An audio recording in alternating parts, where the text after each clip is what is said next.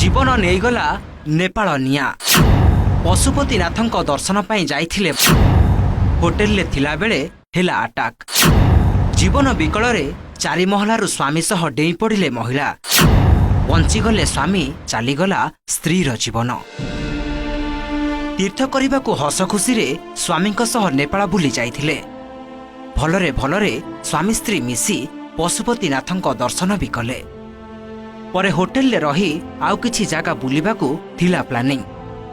ଏହାର ଭିତରେ ନେପାଳରେ ସୋସିଆଲ ମିଡିଆ ବ୍ୟାନ୍ ହେଲା ଆଉ ରାସ୍ତାକୁ ଓହ୍ଲାଇଲେ ଜେନ୍ଜି।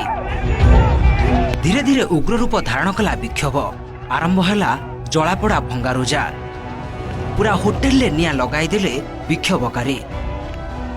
ଆଉ ସେଇ ନିଆଁରେ ବଳି ପଡ଼ିଗଲେ ସ୍ତ୍ରୀ। ସେପ୍ଟେମ୍ବର 7 ରବିବାର ଗାଜିଆବାଦ ନନ୍ଦୀଗ୍ରାମ ଥାନା ମାଷ୍ଟର କଲୋନୀର ରାମବୀର ସିଂ ଗୋଲା ପତ୍ନୀ ରାଜେଶ ଗୋଲାଙ୍କ ସହ କାଠମାଣ୍ଡୁ ଯାଇଥିଲେ। ପଶୁପତିନାଥଙ୍କ ଦର୍ଶନ ପରେ କାଠମାଣ୍ଡୁସ୍ଥିତ ହୟାତ ରେସିଡେନ୍ସିର ଚତୁର୍ଥ ମହଲାରେ ରହିଥିଲେ ଉଭୟ।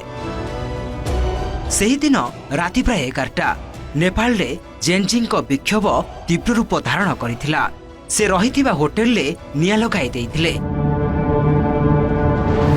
ଫଳରେ ୟୁପି ଦମ୍ପତି ଜୀବନ ବଞ୍ଚାଇବାକୁ ଯାଇ ଚାରି ମହଲା ଉପରୁ ଡେଇଁ ପଡ଼ିଥିଲେ।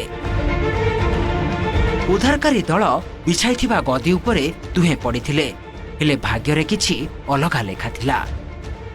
ପୁଣି ଆକ୍ରମଣ କଲେ ବିକ୍ଷୋଭକାରୀ। ସେଥିରେ ରାଜେଶ ଗୁରୁତର ଆହତ ହୋଇଥିଲେ। ତାଙ୍କୁ ଡାକ୍ତରଖାନାରେ ଭର୍ତ୍ତି କରାଯାଇଥିଲା। ସେଠାରେ ଚିକିତ୍ସାଧୀନ ଅବସ୍ଥାରେ ତାଙ୍କର ମୃତ୍ୟୁ ଘଟିଛି। ରାମବୀର ସିଂ ଗୋଲା 2 ଦିନ ପରେ ରିଲିଫ ଶିବିରରୁ ମିଳିଛନ୍ତି।